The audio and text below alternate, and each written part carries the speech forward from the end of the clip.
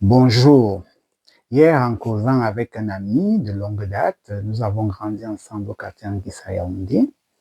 Il a gravi tous les échelons d'administration publique et se trouve au sommet de la fonction publique. Il me disait qu'il va à la retraite l'année prochaine et qu'il prépare sa reconversion. Ça m'a rappelé un autre avec lequel j'avais fait le séminaire Saint-Paul de Mbalmayo, qui me disait il est à la retraite et qu'il s'est reconverti dans la cacaoculture. Je peux en citer comme ça une dizaine. Et le dénominateur commun, c'est la reconversion. Ça veut dire concrètement que la solution trouvée à la retraite ou au départ à la retraite, c'est la reconversion.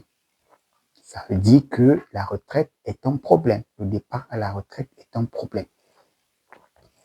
Le départ à la retraite est un problème, d'autant plus que je me rappelle qu'il y a une trentaine d'années, lorsque j'étais à l'École nationale d'administration et de magistrature, on avait un enseignant brillant, M. Jean-Baptiste, qui nous donnait un enseignement sur le handicap et le troisième âge. Il posait le problème de la retraite en disant que qu'elle soit préparée ou non, la retraite est un problème. Et pour lui, elle était un problème parce que c'était une perte de réseau. Qu'on le veuille ou non, même la retraite n'est pas surtout un problème financier, mais c'est un problème de perte de réseau, de perte de valeur sociale, perte de rôle social.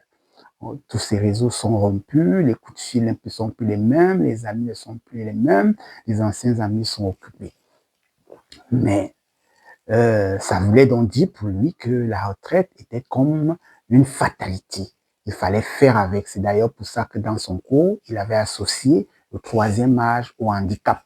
Donc il fallait réfléchir à la réinsertion face à cette fatalité. Mais en faisant des recherches sur la colonisation, je me suis rendu compte que pour résoudre ce problème, nous nous attelions aux conséquences et pas aux causes. Parce que la retraite, c'est une de ces importations occidentales dans le monde africain qui nous impose une punition à laquelle nous ne voulons pas nous-mêmes remédier. Nous voulons rester dans le cadre de cette punition.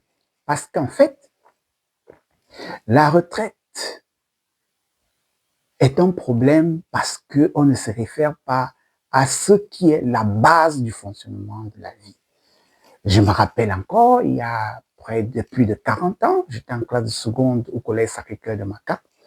Le frère François Atana, qui nous donne le cours de catéchèse, nous disait que la vie est divisée en 3 parties, d'où le nom de troisième âge. Et chacune de ces parties, il y mettait 30 ans. Dans la première partie de la vie, on crée en soi, on construit en soi les fondements de l'outil de production dans la personnalité, du point de vue physique, du point de vue psychique et du point de vue spirituel. C'est-à-dire, on construit l'outil de production.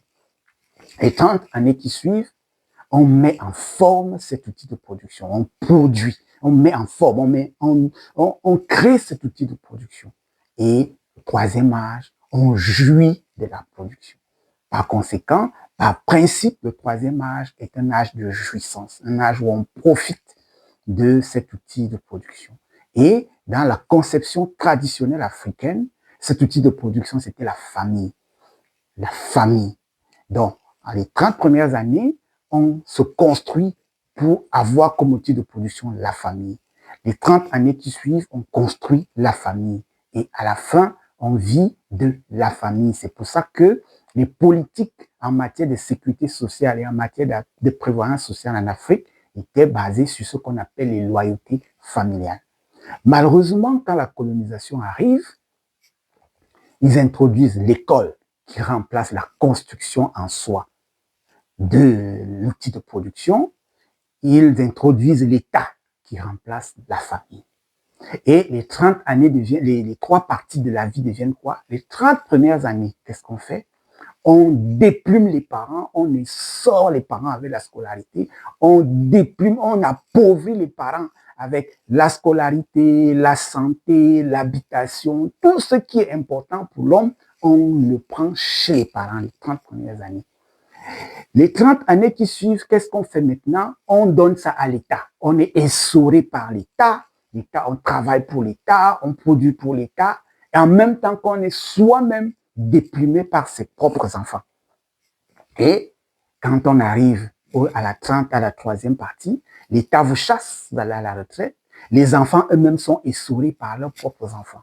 Par conséquent, on est abandonné. C'est pour ça que depuis lors, la période de la retraite est une période de problèmes.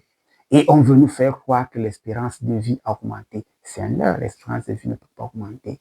Par conséquent, il est important de comprendre que la retraite est une importation coloniale et que la solution à la retraite réside dans le fait qu'il faille aller chercher les causes et les métamorphoses.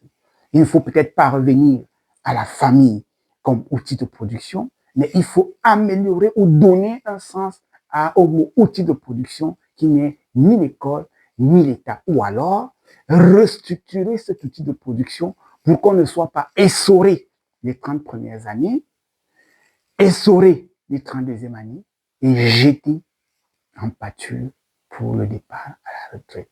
Je vous remercie.